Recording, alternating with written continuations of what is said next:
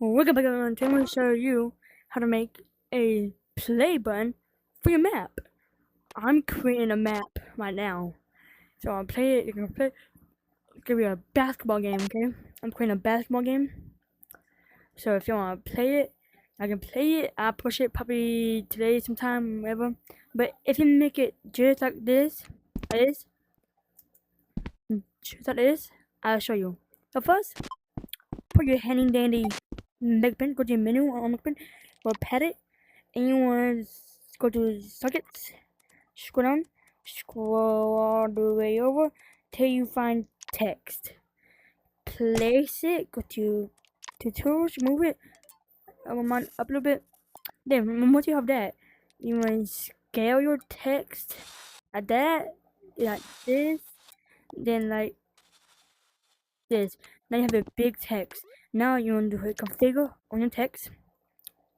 Then scroll all the way down, hit text, empty out, hit shift P, shift L, shift A, shift Y, and then X, and then color. I'll do white, and material I'll do neon. So it's like this, right? It's when I have a photo. So after that, go to your palette, go to sockets, and find an interaction volume. Just place that, and you can move it as big as you want to be. I do like this. Then go to your scale. You want to scale it up and over. So it's like this. So it says use. Then you want to get a set position. Just place that right there.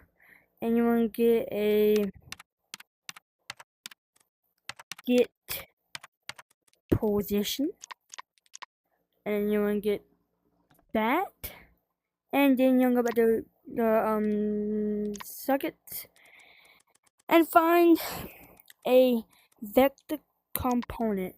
Get that, go to your menu, go to move, and just move it up to the side, and then hit connect.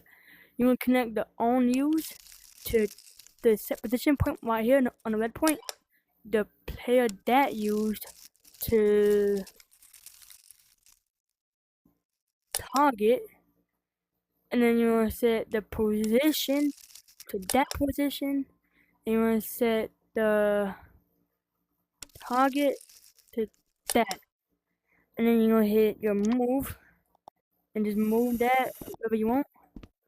Mine's from over there to lose thing to right there, but set it wherever you want, and just there you go. I didn't see it. I teleported right where I put it at. So I put it right here, and I teleported right there. And yeah, there you go. Bye.